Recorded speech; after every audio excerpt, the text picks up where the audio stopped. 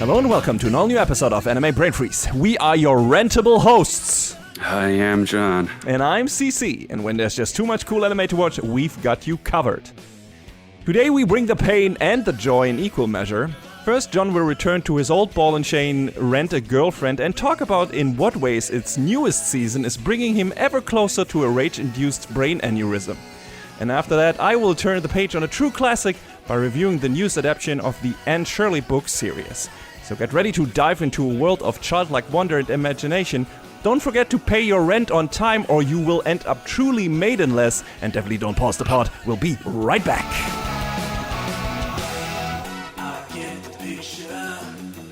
I don't know where to start with Rent a Girlfriend Season 4. Once upon a time, there was a man who ventured into the dangerous world of anime rom-coms. Not knowing what he was getting into, he decided to start watching a little show called Rent a Girlfriend because it sounded fun and intriguing. Little did he know that he would end up torturing himself to no end.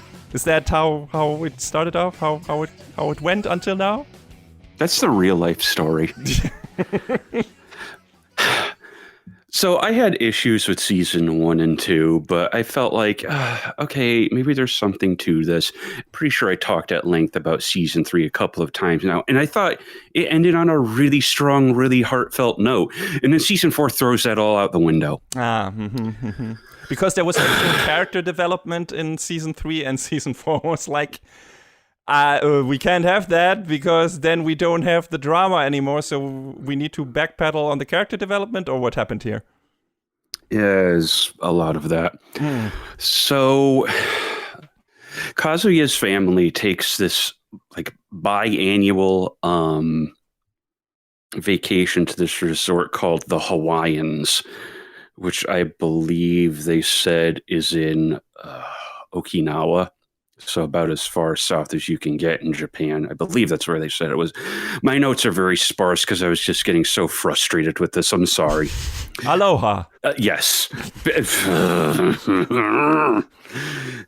So Kazuya's grandmother, Nagomi, is so taken with Chizuru and is so fixed on the idea of her marrying her grandson that at one point in an earlier season, she gives her this ring to hold on to that was hers and was Kazuya's mother. And it's like, okay, I get that you like the girl and you want the best for your grandson and all that, but don't you think that's a little heavy-handed? And she's from a different generation. I feel like maybe she deemed that appropriate or something. I don't know. I mean, I guess they go on this vacation. I'm skipping a lot of the preamble in the first few episodes because it's largely unimportant. Mm-hmm. There's a lot of hemming and hawing and what's her name? Oh God, the ex-girlfriend, Mommy, coming in. The one you hate. Like the one everyone should hate. Mommy coming in and trying to convince Chizuru that Kazuya is just using you. If you just kick him to the curb now, you can just leave this all behind you. And Chizuru's not stupid, okay? Thank God, because that is not naturally the case in, some of these shows. Number one, Chizuru's not stupid. Number two, Kazuya is not manipulative. He's an idiot, yeah, but he's not some manipulative prick. Mm-hmm. He clearly, he can't get the words out of his mouth, but it's clear he wants the best for Chizuru. And I look at that and I'm like, okay, you know what? At least you're not trying to be disgusting about this. You're being a little weird about some things, but you're not outwardly gross. Okay. And then Ruka plays into all of this where she's like, but I still want to be your girlfriend, Kazuya. And Kazuya's like, listen, kid, quite literally, kid, because you're still in high school, kid, I'm into Chizuru, and I've said this to your face. So they go on this vacation. And guess what? Everyone is here. Nagomi invites a lot of other people without Kazuya and Chizuru's prior knowledge. Guess who shows up but Mommy? And she wants to throw a wrench in all of this. And Chizuru is so bewildered by all of this because Kazuya and her agreed on like a signal prior to the set. If someone forced the two of them into a situation that they wanted to be, that they didn't want to get into, that Kazuya was like, do you feel comfortable with this? If not, say, this. Say and and I'll shut it down. And it doesn't go as planned. What is the safe word? I honestly don't remember. It's not important. Oh, it's a shame. I thought it would be something ludicrous that would then lead to them having to say that word in situations where it would lead to very stupid misunderstandings. I don't remember it being like anything stupid, but not really a safe word so much as it was a signal, like, Yeah.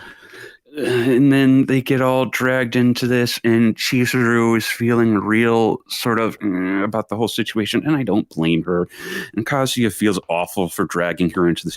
And Chizuru is like, Kazuya, I just want to give you back this ring, and we can move past this and get on with our lives. And Kazuya is like, I want you to hang on to it for now. And she's like, okay, all right.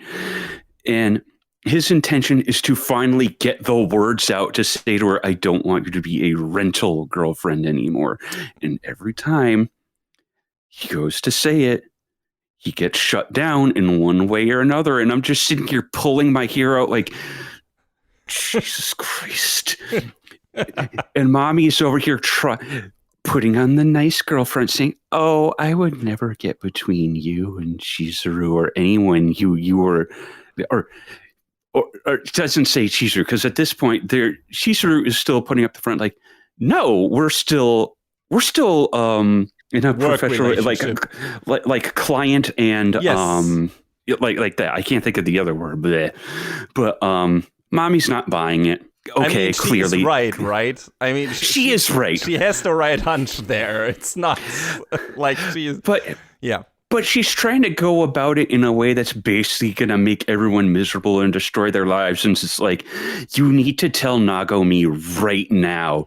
And it's like, what if I told her that, oh, you're in some sort of distress and this and that? And Nagomi catches wind of this. And she's like, Chizuru, is there something wrong? You can tell me if there's a problem. And it's like, oh, no. And there's this one episode where Nagomi takes Kazuya out for a walk and they're talking and she's like, well, I'm just so glad that you found someone you can be with. And she's respectful and she's kind and she's sweet. And Kazuya's sitting here like, oh no. And he feels understandably terrible for perpetuating this lie to his grandmother. Because, they couldn't get the truth out to Chizuru's grandmother before she passed, but at least she got to see the movie that Chizuru wanted to make, so she got, a good ending. Is his grandmother in danger of dying? I mean, she's old. She's old and, and I don't think the implication is there, but it's like, Kazuya wants to find someone to still it down with to make his grandmother happy because that's all she wants is for her grandson to be happy. I mean, he also needs to learn that you should live for yourself and not for other people. The funny thing is that, his wants and her wants kind of coincide. He just can't, verbalize it to the person that he should do it to. Yeah, and because there's this big dramatic scene where I think the story was that Kazuya's mother and father got married at a church that is nearby to the resort. And Chizuru's trying to get away from this so she can think for herself, and she runs off to the resort to the chapel for a little bit. And she's just there by herself. And Kazuya runs up to her with every intent of saying this thing to her. But Mommy is trying to lay down the law on Chizuru and say, well, if you don't say something to Nagomi by now, I'm going to do it. And when Kazuya goes to say something, she has to run away and intercept mommy, and it's a whole mess. And not that my anime list ratings mean anything, but this is the lowest rated season so far. It hasn't gone above a 7, but we're getting close to dipping below a 6 right now. Okay, that is still higher as I would have expected, considering what you said about the show, how you described it and everything. But I guess people who, watch it, or at least some of them, have different expectations.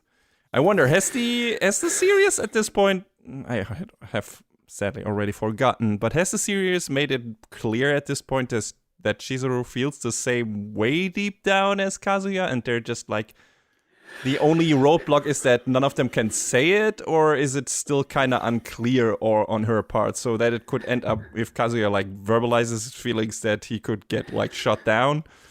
She clearly has feelings for him. Yeah, okay, so it's the standard, just talk to each other, you dumb idiots!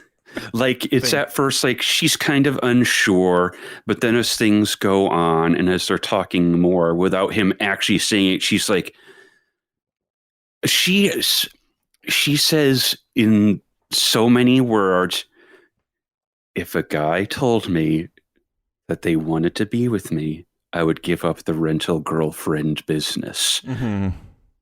Hint. Yes, mm-hmm. yes, mm-hmm. yes. And it's like, this is the worst I've ever seen of this kind of story. That is, gotta say something, considering you have seen quite a lot rom-com anime, right? So. But because we are at, I don't know where exactly it leaves off in the manga. The final episode of season 4 is called Paradise and Girlfriend. Paradise and Girlfriend is 20 to 30 chapters of the manga. It runs from chapter 188 to 230. Okay, it's 42 chapters. Excuse me, 43, because it goes to 231. The manga is currently at... okay, how many chapters do you want to guess the manga is at before I reveal it to you? After, as a whole, or? As a whole to current. So wait, where does the series end again? What chapter? I'm going to be conservative and guess maybe 190, between 190 and 200, because literally 43 chapters have the same name, and the first chapter that has it is 188. Okay, so 300? 405. Jesus Christ. John, you're gonna have to stick with the series for a bit longer, I guess. How do they stretch this shit out so long? I don't understand. I do understand, sitcoms exist, right? And they run for, I don't know how many fucking seasons, even though the steam just is out after, the first 2 or something. Even Seinfeld, a show about nothing of their own admission, has more going on than this. Yeah, because it's always the same thing here, right? You have the 2 people who are obviously meant for each other, and then you have someone throwing a wrench into that, and it's probably not even as that you have many side characters that have their own thing going aside from our 2 mains. You don't have the How I Met Your Mother situation where you have 2 potential other pairings as well who have their own stories. This is not the case here, right?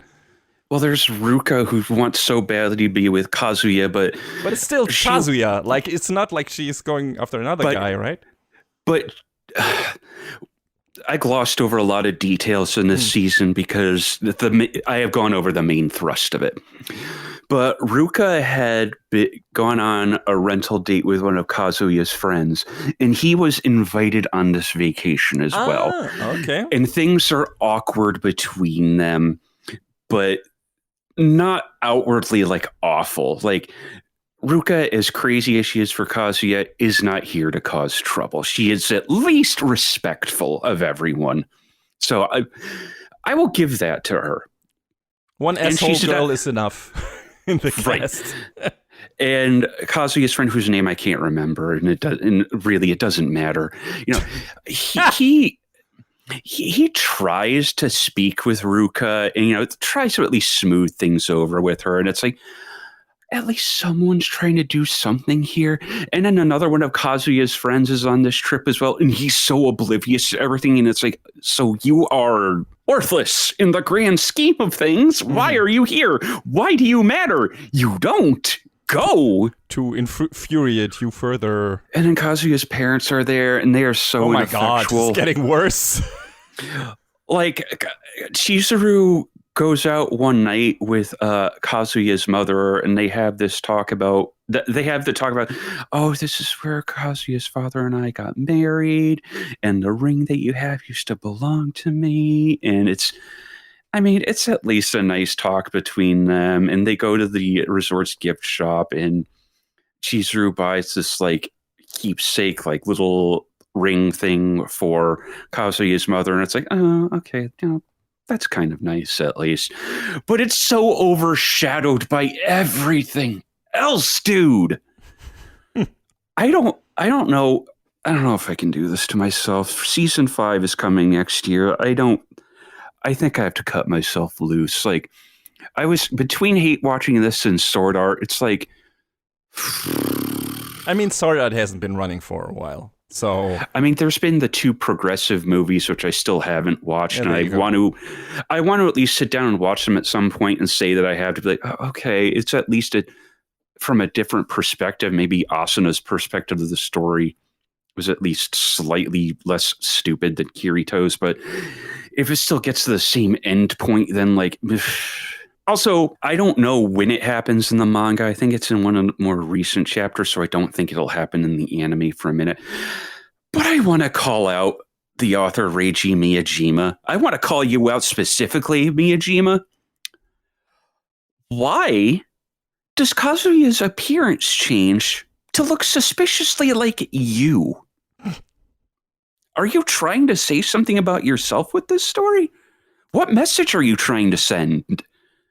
And apparently there's no transition. Kazuya just from one chapter to another changes appearance. And there are some people out there who are tripping over themselves to be like, oh, well, he went and, got his hair done or dyed or whatever. No. Is there the potential to write that in later? I mean, I guess, but it doesn't sound like the effort's been made. Miyajima, what? Why? Also, what are you considering how you described Kazuya? Why would you want to make yourself the self-insert? Like, why would you want to admit to being that person in real life? Because Kazuya apparently is a flaming idiot. So I wouldn't be too keen on just letting everyone in the world know that that's me.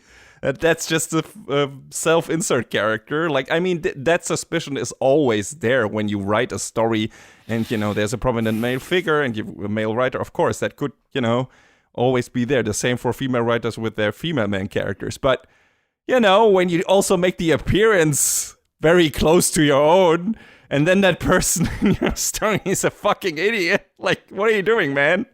Why would you admit that shit? Like, don't. I don't understand. I don't get it. But it's hilarious to me, let me be clear. Like, especially that he did it without any real explanation in the story, apparently. And it's like, no, that character's me now. I'm done pretending. I am Kazuya. Kazuya is me. Like, going back to Sword Art for a minute, at least Kirito is honest about what he is. He's just Kawahara's power fantasy. Mm-hmm. And then when they let someone else write him for Ordinal Scale, he became an infinitely more interesting character. Yeah, how about that? I think we both liked Ordinal Scale, right? I mean, it was a good movie. It wasn't great, but it was good. It was definitely serviceable. It wasn't annoying or infuriating. So I really don't think I can do myself again with another season of this. We will see. John, you've said this before. I don't know. I don't even know when it's airing next season. I mean, next season there's going to be so much that I might have to just watch some of it in spring instead, because Jesus Christ, dude. Is there? Okay, we'll see. I thought there wasn't much that I was interested in, but there was a lot I wanted to look at least. Mm-hmm. So I don't know what else to say on this other than I got to the end of this, and apparently a lot of other people probably hated it just as much as I did. And I was so disappointed after season 3, dude, because it felt like it could get so much better, and it didn't. It got worse. It got so much worse. I mean, if I had already watched 3 seasons of this, or 4 at this point, I probably would try to stick with this just so to see the asshole character get her comeuppance. But the problem is that's not an assurance at this point. Like, it's not assured that this will actually happen. And the problem is there's still so much of the story to tell. Story, quote unquote. But I get why you are frustrated with it and why you don't want to stick with that thought. Did I ever mention that this was animated by TMS? I don't think you have. And maybe at the very beginning when you talked about the first season or something, but... Are y'all doing this to pay the bills? Because if so, I hope that's the reason you're doing it. I mean, probably. It's still a successful series, right? I wonder about that at this point. I mean, I don't know. I haven't followed this at all, so I also didn't know that TMS did it, but if the manga is still going and the anime is still going... Something's working. I don't know for who and why and what, but something is, apparently. Okay, yeah. Jesus Christ. I just got hit with a massive truck. Chapter 405 released as of this recording 4 days ago on December 10th. Wow. Okay. It's that current. And apparently... God, I hate fandom. It's such a garbage series of websites. But at the bottom, they're showing chapters listed out to at least 410. So, I mean, you could wait until the manga has wrapped up, whenever that will be, and then decide if you want to watch the rest of the show. Like, like getting soft spoiled if the ending. That could be a decade out, brother. Sure. Then you binge that shit. But I hate binging though. I know, but then at least you could get like soft spoiled on, is it going into the direction I want, and if like the resonance is yes, then you at least know that that all that work, all that pain, all that suffering will at least lead to a good endpoint, which at this point you can't know. So I understand why you don't want to risk putting that much time into a show that might eventually like do the ultimate betrayal and let Kazuya and Mami end together by giving a redemption arc or some shit like that. Jesus Christ, if they did that, I would personally fly to Japan, find Miyajima, and ask him, what are you doing? What is the message you're sending with this? It sounded way too friendly. I expected you to do something else to him. No, I don't want to... Miyajima-san, who hurt you? That is the core of what I'm trying to get at. Who hurt you so badly that you're writing this story, and it's such an awful, terrible story that you could just get to the point with, but you have to... Rent a Girlfriend is airing on Crunchyroll, and you can watch it there. The end, question mark?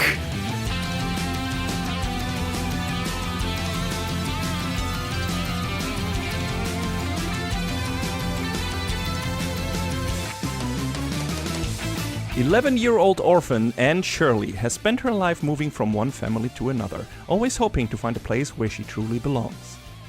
She's sent to live with elderly siblings Marilla and Matthew Cuthbert at Green Gables, a quiet farm in the town of Avonlea. It is quickly revealed that she is there by mistake.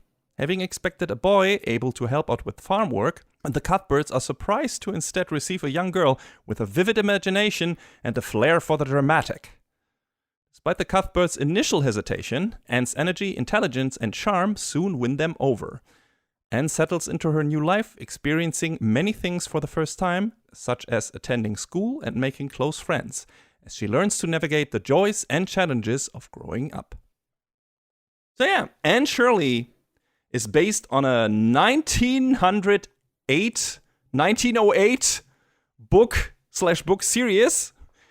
This is probably the oldest adaption or with the oldest source material that we ever talked about. That book series is most well known by its first entry, Anne of Green Gables, written by Canadian author Lucy Maud Montgomery.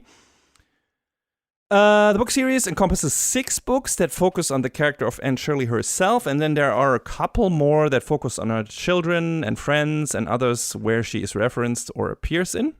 And this new anime series adapts the first 3 books. So Anne of Green Gables, Anne of Avonlea, and Anne of the Island, and counts 24 episodes. It is. I don't think I ever knew it was a series of books. Me neither. I thought it was one book, but there's a reason for that. Probably, maybe. I'll talk about it. It is produced by The Answer Studio, which I wasn't familiar with before, but which is a kind of prominent studio because it seems to have been founded in 2004 after the closure of Walt Disney Animation Japan by the vice president and general manager of that studio. And since then, they have worked on a lot of anime, among them Tower of God, Your Name, Flag, Anpanman, Armored Trooper Votoms, and a lot more. But also on several Western productions like Transformers Animated, a lot of DC home video movies like Batman Under the Red Hood, Son of Batman, Teen Titans Judas Contract, and a lot more. The series is directed by Hiroshi Kawamata, who seems to have directed a lot of younger kids-focused stuff like Shimajiro, Nepos Napos, Hell's Flute, etc. But he was also a key animator on Suzume, the Thundercats reboot, and a real blast from the past, Spaceship Sagittarius, whose existence I recently unearthed from my childhood memories and plan to rewatch when I find the time for it. Series composition and the script of 9 episodes of Anne Shirley was handled by Natsuko Takahashi, who also wrote scripts for Aikatsu, Aquarian, Bakugan, Yokai Watch, Butt Detective, Vandred, there's another blast from the past. Oh my god. Do you remember Vandred, John? I sure do. Yes. I never watched it, but I remember it. I watched it, John. It was one of my first anime that I downloaded from the interwebs. Because that didn't come out over here. Vandred was definitely one of the first that I watched fansub, so that was an interesting experience. Yu-Gi-Oh! GX and many other things. Also handled the series composition on a lot of those as well. She is aided by Miharu Hirami and Rin, who both have worked with her on a couple other shows before this one as well, while also doing their own separate stuff. The music is composed by Michiro Oshima, who also did the soundtracks from Full Metal Alchemist, Little Witch Academia, Le Chevalier d'Eon, couple of episodes on Beck, Snow White with the Red Hair, which we reviewed, and many more. Wow, that's a lineup. Yeah. And all these talented people have very big shoes to fill. Why? Well, there was already an old adaptation of the first book in 1979. And that was handled by none other than Studio Ghibli member and Hayao Miyazaki co-conspirator Isao Takahata, who, of course, famously also directed Grave of the Fireflies, Only Yesterday, The Tale of Princess Kaguya, and many more. Back then, he was still working at Nippon Animation, and his adaptation of Anne of Green Gables technically kickstarted Nippon Animation's world masterpiece theater line of TV series, which adapted a lot of works of classic literature into anime. There were a couple of other shows before Anne of Green Gables that can be counted into that adaptation franchise, quote-unquote, but those didn't run under the World Masterpiece Theater moniker yet, if I'm not mistaken. But yes, many of these shows aired on German TV when I was a wee lad, and I watched a bunch of them, just to name a few. Heidi of the Alps, that was also co-produced by our biggest public broadcasting network. And then, A Dog of Flanders, The Adventures of Tom Sawyer, Princess Sarah, Little Women 1 and 2, Pollyanna, Peter Pan, The Bush Baby, and I liked a lot of these shows. It was very much my jam back in the day, besides your standard action stuff. This and other anime that were not handled by Nippon Animation and that weren't necessarily always based on existing classic literature work, but at least were period pieces, like The Rose of Versailles, Robin Hood, Treasure Island, Lady Georgie. World Masterpiece Theater also later did an original story called Tico and Friends, which is about this girl that makes friends with an orca, which I also liked. For kids shows, the writing in these anime often felt more grown up and gripping in certain parts, very much focused on character development, which was not a given for cartoons at that time, so they very quickly caught my eye and I stuck to them. So yeah. Loved or at least liked all these shows. Didn't watch every episode of all of them, but because they were airing in, sometimes Saturday morning, sometimes in the afternoon or in the noon here. So sometimes I wasn't out of school when it was airing and so on. So, but I tried to catch what I could. But my biggest educational black spot when it comes to those particular kind of adaptive works has always been the first Anne of Green Gables series. Because for some reason, I never caught a single episode of it when it was on TV over here. So when this new adaptation was announced, I was pretty excited because finally I could experience this story in anime form. I guess this new adaptation isn't considered part of the World Masterpiece Theater franchise because it's not produced by Nippon Animation, and that last entry of that particular series was in 2009, which was actually the adaptation of the Anne of the Green Gables prequel. So I went about and checked out this new adaptation. And of course, I can't make any concrete comparisons to the old show because I haven't seen it. So I'll leave that to other people. And also, I haven't read the source material, so I can't talk about how well that is covered either. But I think I can evaluate whether this is a good series telling a good story in its own right. First of all, this is an incredibly pretty show. A lot of the environments and backdrops look like impressionist paintings. Like, it's crazy. Pretty much every walk through the woods is magical. The lighting, the color work, how pristine yet warm everything looks when it snows. It's a supremely gorgeous show. Like, I was mesmerized by it, like from the first episode on. Like from the backdrops alone look gorgeous, but also the character animation is amazing. And like I said, the color work and the lighting is what stood out most to me. Like there's so many pretty nature shots in this, and so many detail put into facial animations of characters and everything. Like it just looks amazing. Like they didn't have to put that much work into a show like that, I guess, because it's mostly hinging on dialogue and everything, but it's just, it feels like they wanted to put the work in, and they did. Like, it's just a very, very pretty to look at show.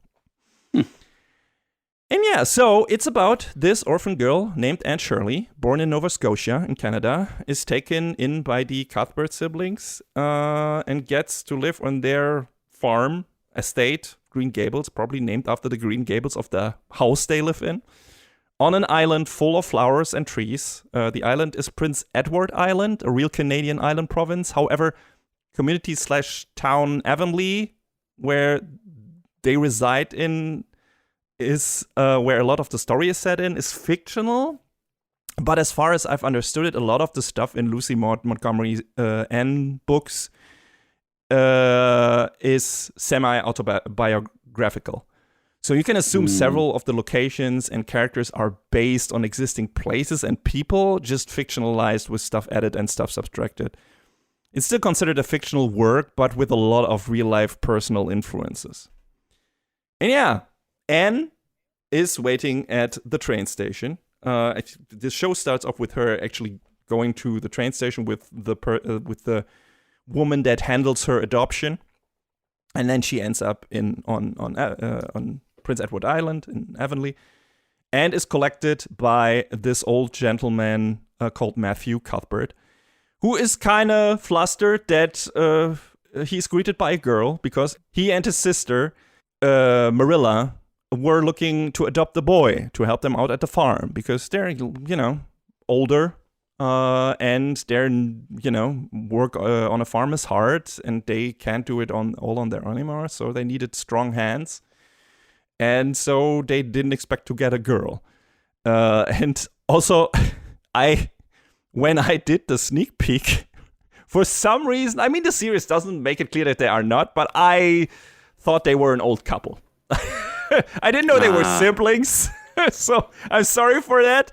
I just thought they were married couples, and I described them as such. So if people who read the books or watch the old series listen to that sneak peek, they probably were majorly annoyed. I'm sorry, my bad. But now I know. Okay, so they're siblings. I don't know if they're twins or anything, but they're siblings. And yeah, so Matthew immediately is like, oh, fuck. Oh, no, what am I going to do?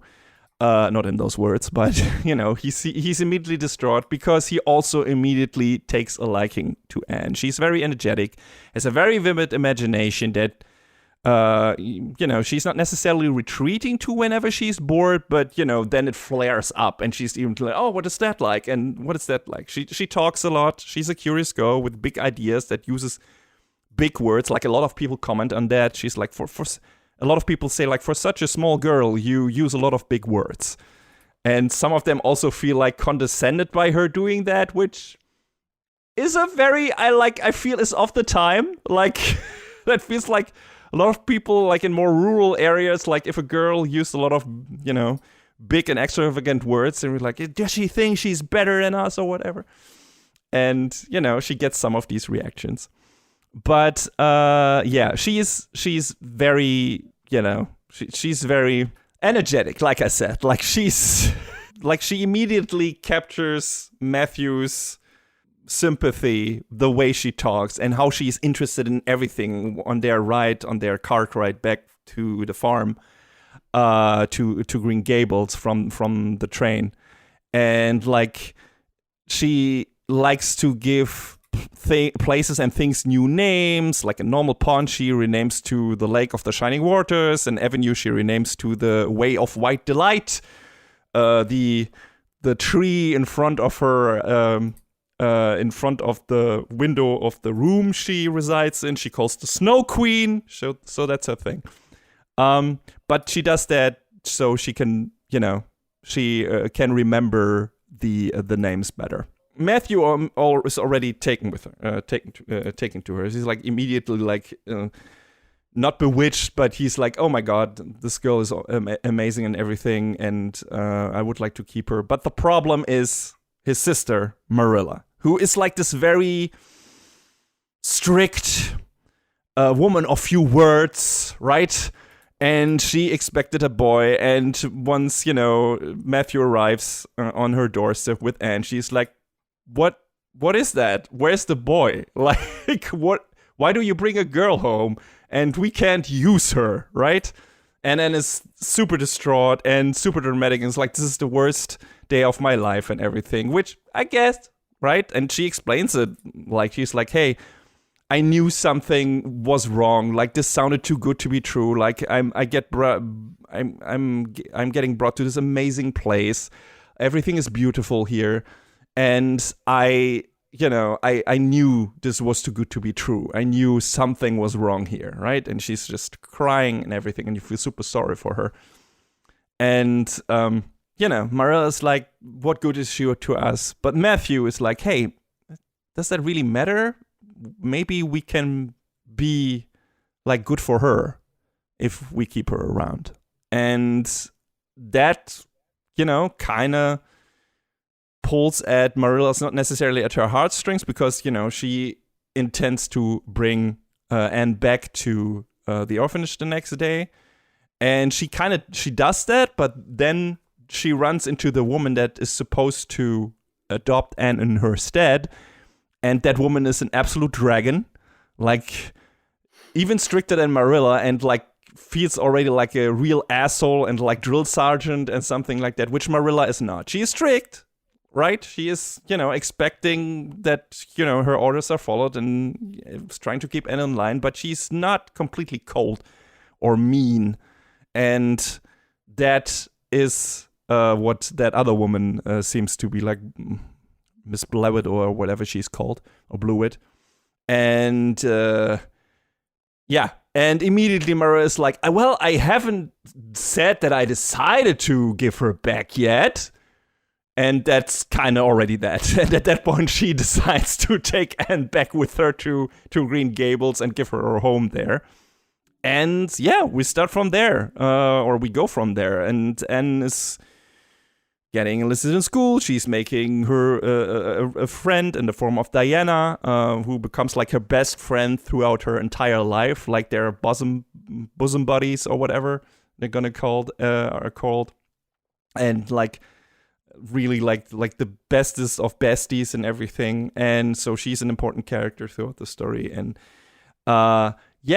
so this is pretty much, at least for its first third, a coming of age story of Anne experiencing childhood and taking in all these new experiences. And I would say this is the most interesting part of the story, just because it's done really well, which I think can be contributed to at least partially to the people who worked on the series having worked on a lot of stuff that is more geared towards younger children, or a lot of it anyway.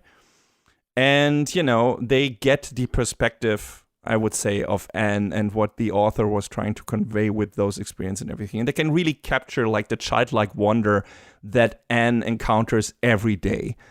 And like seeing something new in her environment, meeting new friends, going to school for the first time, meeting an interesting animal or whatever. Like she is like taking all that in with like these big bright eyes and this big smile. And she very much lives in the moment. Whatever made it seem like the world is ending one day is already forgotten after a good night's rest. On the flip side, a lovely day can suddenly throw her into the depths of despair on a whim. Like her reaction to the customers expecting a boy is very theatrical, like I said. And there's so many moments in the show where she's like, oh, everything is wonderful, everything is great. And then one little thing happens and she just completely flies off the handle or is immediately like completely distraught and crying and everything. Like she's the original Junie.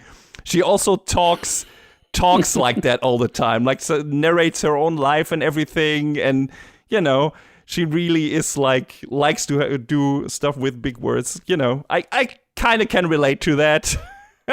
I guess I didn't talk that much as a kid, at least on my own. But when I did, I could also be somewhat theatrical, I guess. So that felt like near and dear to my heart, and I could relate to that character, and it was fun listening to her talk and everything. I mean, whether you'll enjoy the series or not is very dependent on how much you can tolerate over-enthusiastic, very theatrical little girls, at least for its first third. Like, that rarely stop talking. If that is not your speed and tone in terms of dialogue, you might get fed up with it. If you find it adorable and funny, you will definitely get your money's worth.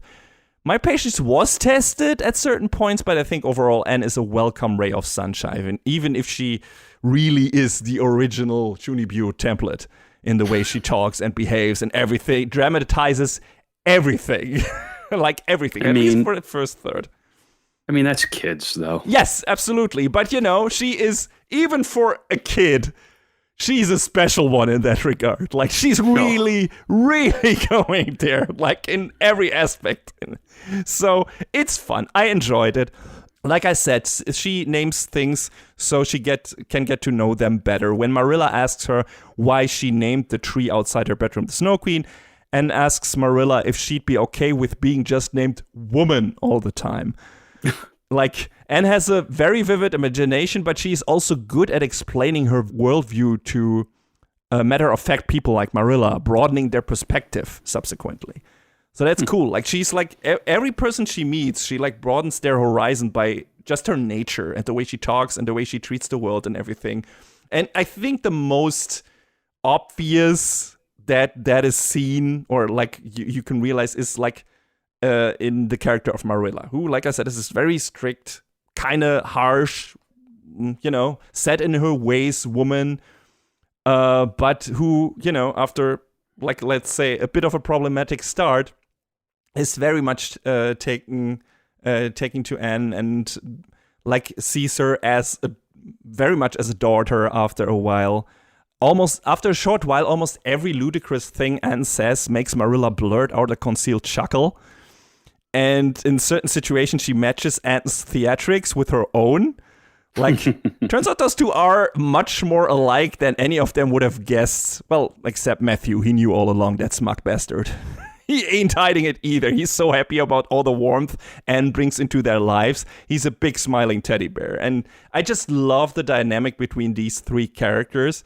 Like, it's so much fun to see Marilla warm up and, and starting to be able to control herself a bit more in certain parts, but also just Matthew just being just overjoyed by all of this. Like, he's immediately like, oh man, this is great. This this is already doing so much for us, and I love having Anne around, and I'm so happy. Like, and you're happy with him because he's just like this awesome character, and you just want him to be happy. So, and Marilla too, after a while. Like, in the beginning, you think, oh no, she's like this old crone or whatever who just is so matter of fact and doesn't know real happiness. But that's absolutely not true, and you see that very quickly once she and Anne starts to interact regularly, right? So, Matthew is a bit of a mediator between Anne and Marilla. Like, Marilla not overly harsh, but definitely applies a strict hand to Anne's education and upbringing.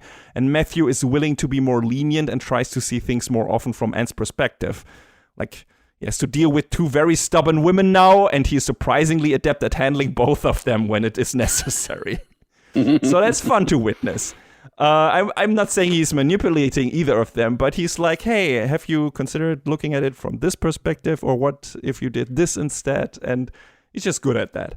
So he's got the calm to mediate. Like, he's very like relaxed in that regard.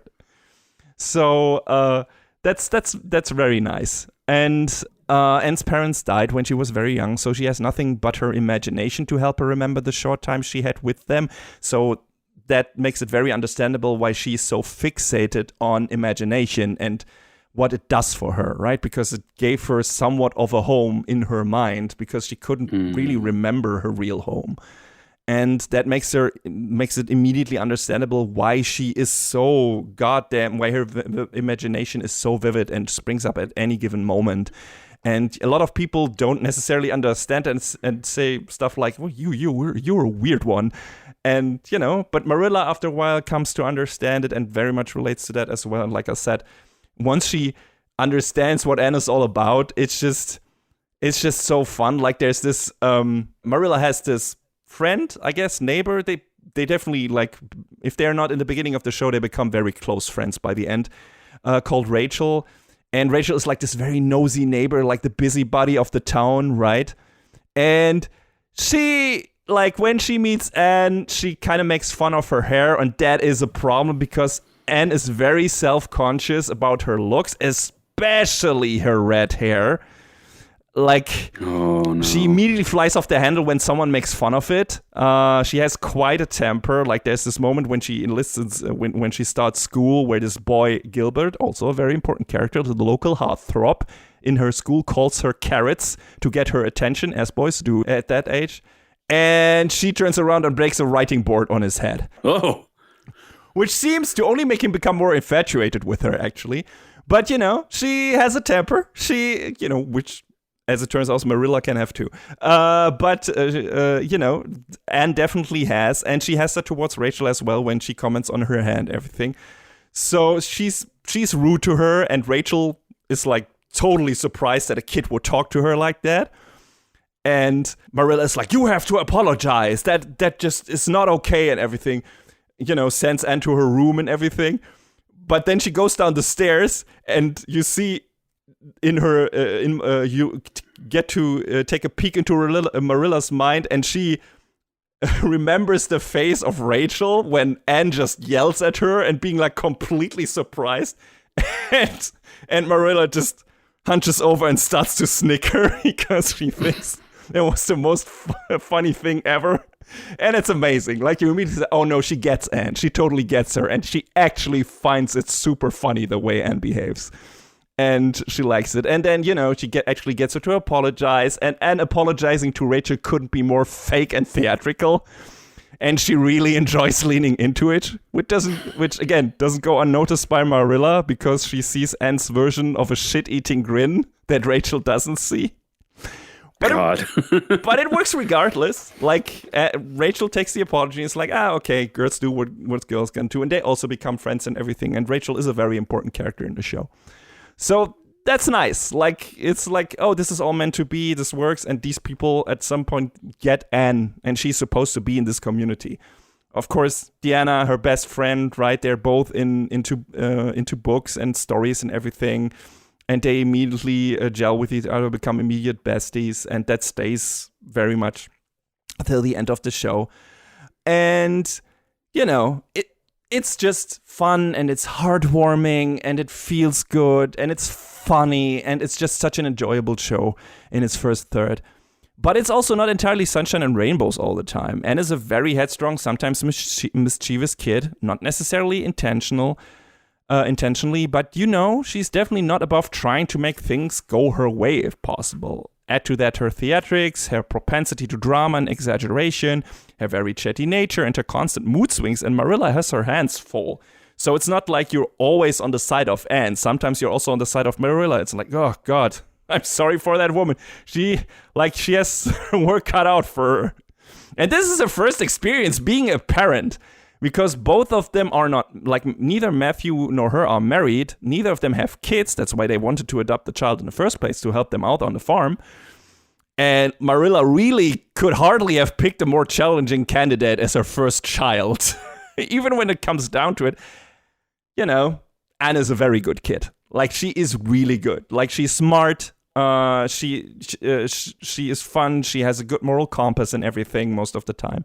So they picked a good one, but still, it's a lot of work. And I'm glad that the series doesn't hide that. And it's like, oh, kids are, a lot of, the Shinzo Abe protocol of anime, doing, it's like, please get kids. Kids are so amazing. They're the best thing ever. And nothing bad happens when you have kids. And it's not a work at all. And you should just get kids because it's no trouble whatsoever. And this show is not like that, because Anna's a lot of trouble. She's a magnet for problems. But, the show also conveys that it's still worth it, that the Cuthberts adopted her because she enriches their lives so much in so many ways. And that's nice. And yeah, so as I said in the beginning, the show covers the first 3 books of the Anne series. So Anne of Green Gables, Anne of Avonlea, and Anne of the Island in just 24 episodes. And it shows. The brisk pacing is not necessarily a bad thing, but I have seen people very much preferring the attention to detail and more contemplative mood of the old show. And there's definitely an emotional moment at the midpoint of this adaptation, that I would have liked this adaptation to sit with a bit longer. Plus, they really should have skipped the upbeat OP for that episode, because that felt wholly inappropriate considering what happens right before and after it is played. You get the feeling the show very much is intent on covering all that material, and I understand why they did it, because the third book ends kind of a very good, kind of perfect note when it comes to Anne's character journey. It's not complete because there are 3 more books, technically, and maybe we get another season, but I kind of doubt it, because it felt kind of very the end, at least for this adaptation. But, these are... So, as comparison, the old series from 1979, which only covers the first book, had 50 episodes. Oh, wow. And this one does 3 books in 24. Yeah, that's... I mean, I am not saying that and I've read that too, that the old series definitely has some pacing problems in the other direction, where some of it feels very slow. But, that's not according to a forum post I read, the first episode of the new adaptation covers the first 4.5 episode of the old adaptation. That's ridiculous. I haven't seen something like that before. And time progresses very quickly in the show. In the first episode, Anne is 11. And by episode 6, she is already 13.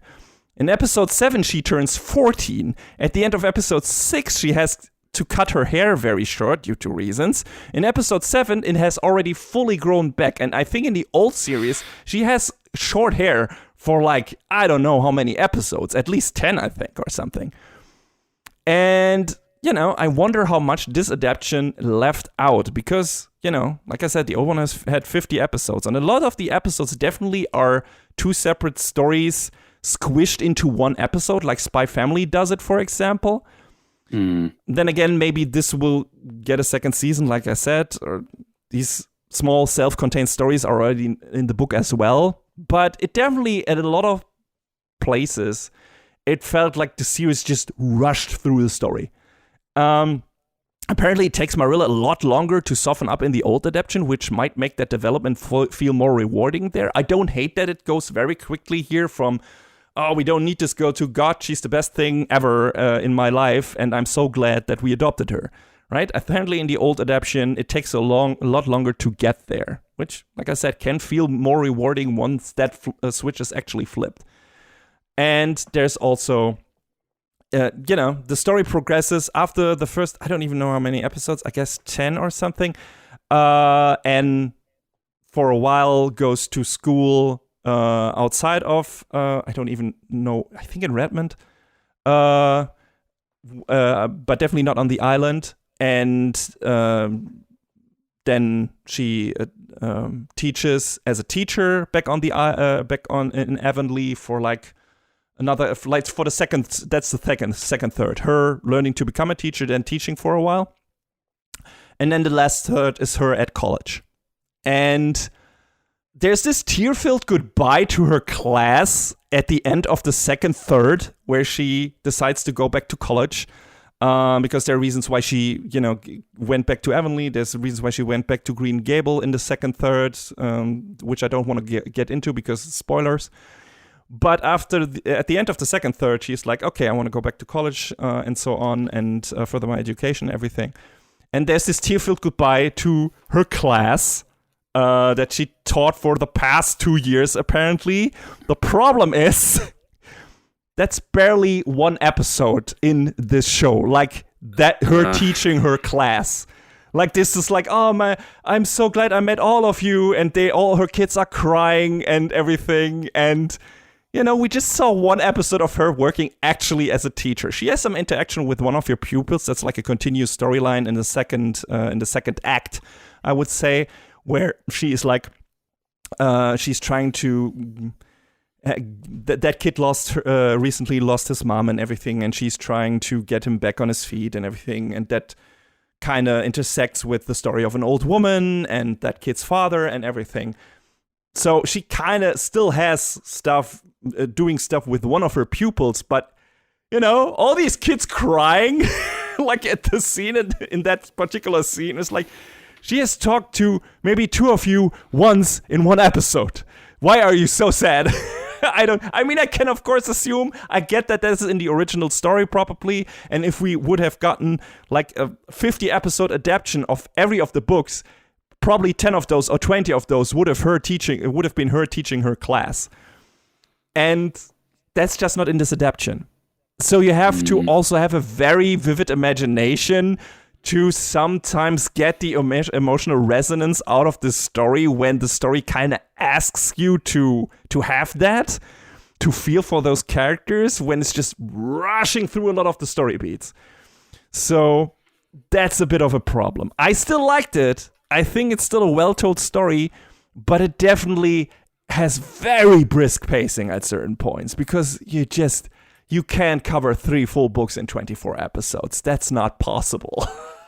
I'm not saying that the old show did it perfectly, but Well, I mean, that's better than when JC staff tried to do a full volume of Data Live in one episode. So yeah, sure. But, I can understand why people were like, oh my God, this is going too fast. Like, especially people who watched the old adaptation and liked it, right? And maybe read the books and were like, no, there's not, like, they leave too much out, which I don't have, right? I neither watched the old adaptation. I didn't read the books. So I don't even have, like, the baggage of knowing what it could have been like. But even I, watching this show, noticed that at certain parts, it's just whoosh, like going by as a breeze so quickly. And there's some very, like, serious moments in the later parts of the show. Like, the first couple of episodes are very sweet and light. Yeah, usually the drama is very low stakes, like Anne being forbidden to see her best friend because she accidentally got her drunk. Or Anne accidentally dyeing her hair green instead of black. Like the epitome of lighthearted slice of life stuff. And of course, all of this is treated with the gravitas of the universe imploding by Anne. And the show knows that and winks at the audience several times, without belittling Anne's feelings, though, because they are, for the most part, genuine. But, after that can't last forever because, like I said, after like the first 10 or 11 episodes, Anne kind of has grown up. Like she's going to study outside of the town and then she comes back, is already a teacher. Like, I think she is technically fully grown up in terms of character behavior and everything by episode 16. And there she's going to college. And even before that, like she's like leaving her childhood behind in like episode 9 or 10 or whatever by moving out of the town for a while. And, this is a coming of age story, of course, not only for like her childhood part, which is the old adaption, I guess. But, Anne growing up, learning from her many mistakes, becoming a woman, Marilla learning to become a surrogate mom. It's all very heartfelt and sweet.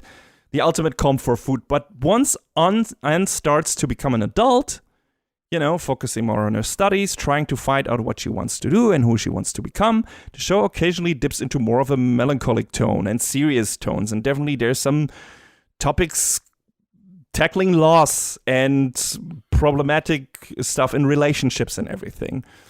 Especially in later parts when then things become much more serious, like starting with the second act, but definitely also in the third. There's still funny moments in there, obviously, a lot of them, even entire episodes and everything. But there are also much more serious stuff in there. There's this moment after Marilla notices how tall Anne has become and that she will leave the house soon to study in a different town, where she asks her why she isn't as chatty and is not using as many big words anymore. And Anne replies, I don't know. I don't want to talk as much. It's almost a pity, isn't it, now that I'm nearly growing big enough to say any big words if I did want to. It's fun to be grown up in some ways, but there's so much to learn and do and think that there isn't time for big words. Which is a very succinct way of describing reality pushing aside imagination when you become an adult. Mm. And that is also kind of what is happening to the show. Because in the first act, you are like mostly focusing on this childlike wonder, like a child discovering this world that is entirely new to her. Having so many new experiences, making friends, like growing attached to her new parents and everything, and the town she's living in and so on. And like everything is fueled by her imagination. Everything is hyper colorful. Everything is like in need of big words and everything. Everything is super dramatic. And that kind of goes away with the second act naturally because it has to, because she's becoming an adult.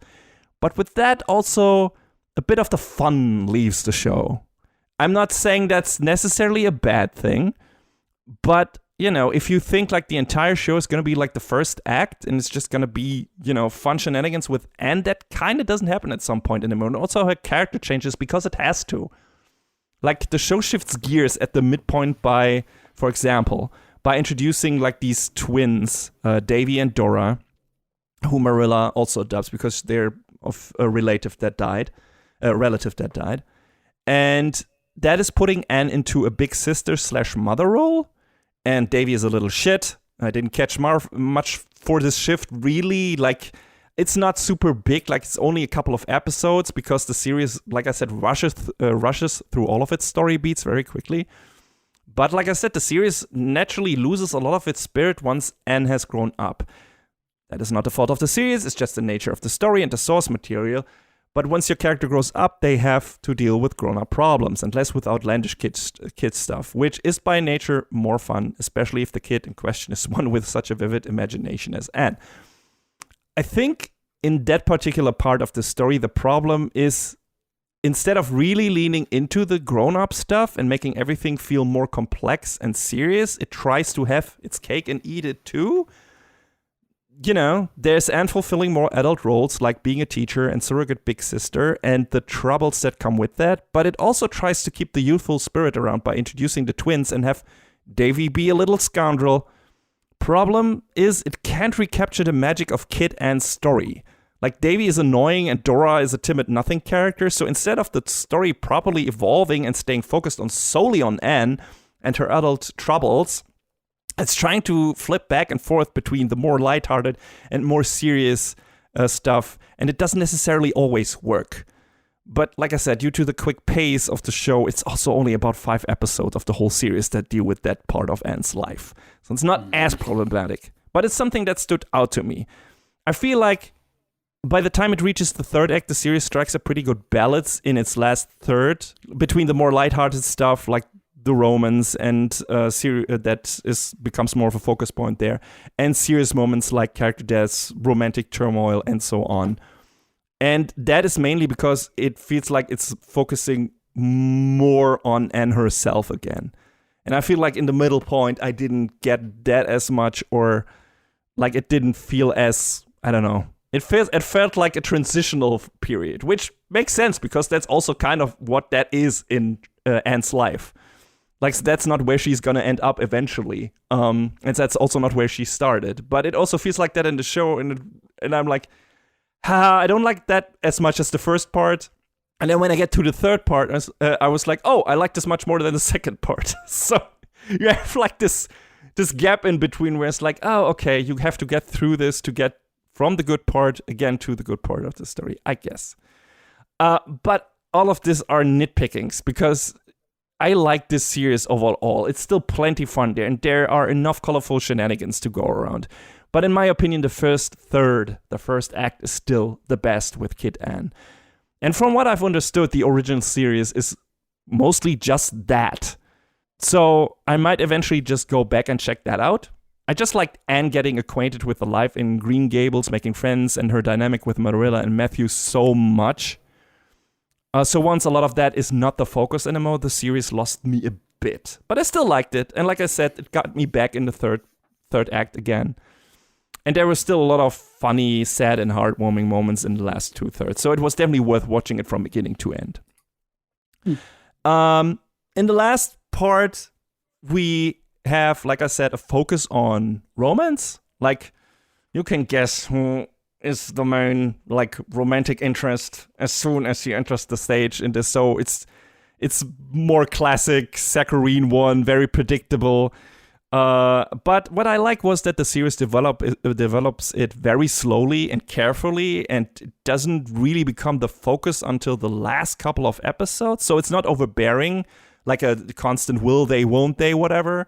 It's more on the sidelines of the story, and then in the final couple of episodes, it becomes more the focus, but also doesn't take too much time there, because I was afraid, hey, if the series is rushing through the story so quickly and eventually it's going to put the focus on the romance, like, that's going to waste a lot of time on stuff that I don't want it to be wasted on. But it felt definitely more organic and natural than I expected it to.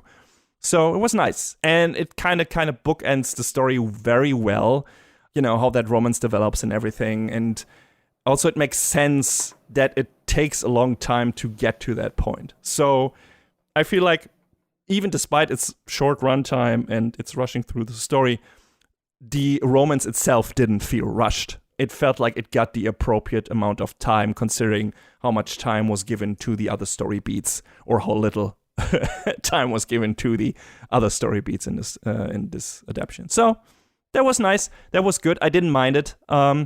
I thought it was well done, even though, like I said, it's a very classic, very by the books romance, very, saccharine in a way, but it has its ups and downs, so it's not completely straightforward and everything. So there's a bit of drama there as well, definitely.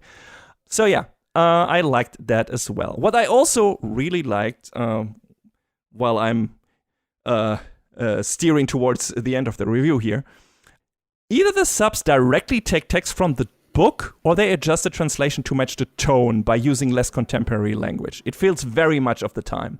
I think I read that they took a lot of the text for the subs directly from the books, which is great.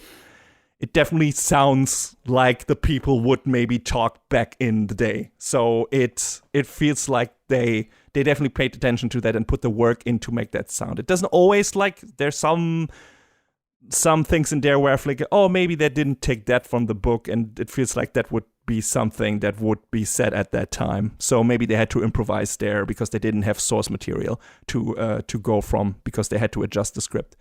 But while the Japanese, I think, if I'm not mistaken, with my knowledge of the Japanese language, which is very limited. I feel like the Japanese language is not trying to do, the Japanese dub is not really trying to do that. It's just using contemporary, normal today Japanese language.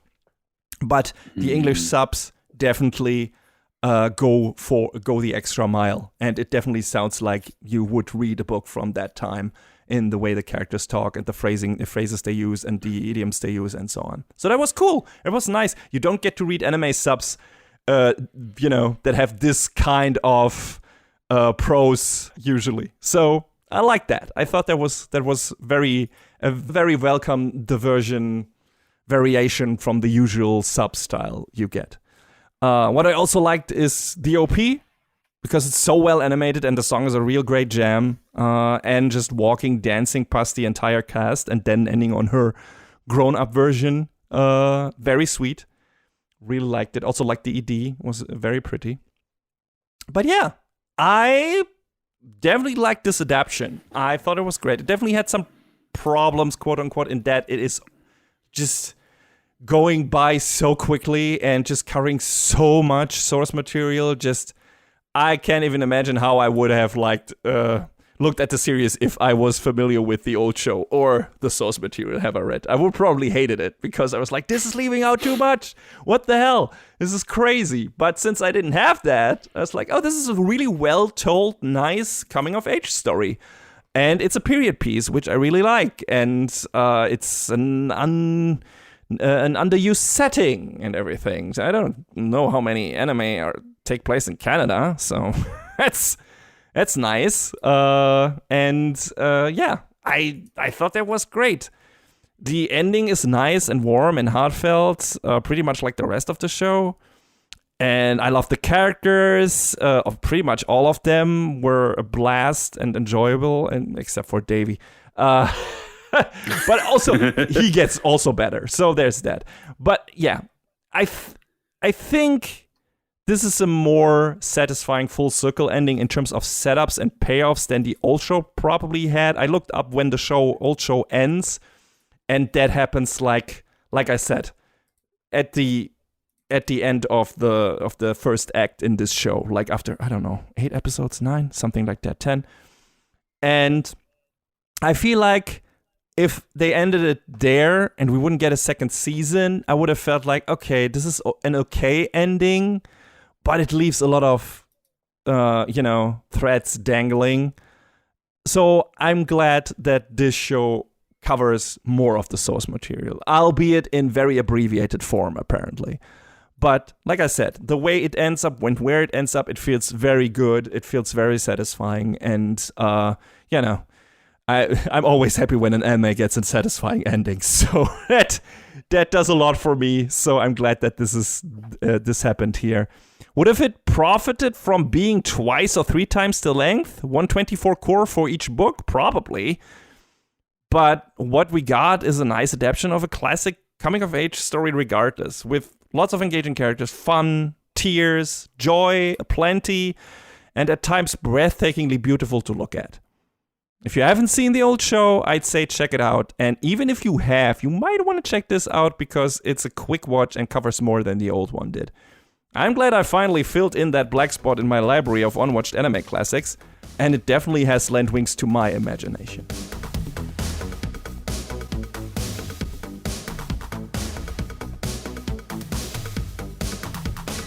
And that is a wrap on the 174th episode of Anime Brain Freeze. All the music in our podcast is from the Double Dragon Neon soundtrack by the amazing Jake Kaufman. Please go to virt.bandcamp.com and check out his awesome work. Find us where all the podcasts live, but also check out animebrainfreeze.com for our review index and more. Please leave us a review and rating on Apple Podcasts, Spotify, or your podcast app of choice if you can. Follow us on the socials or send an email to animebrainfreeze@gmail.com. We would love to read your feedback. Thanks for tuning in. We hope you had a good time, and please join us again on our next episode. Macht's gut. Take care, everybody. Next time on Anime Brain Freeze. A burning rivalry to become the greatest samurai of all turns into a crazy cross-country adventure.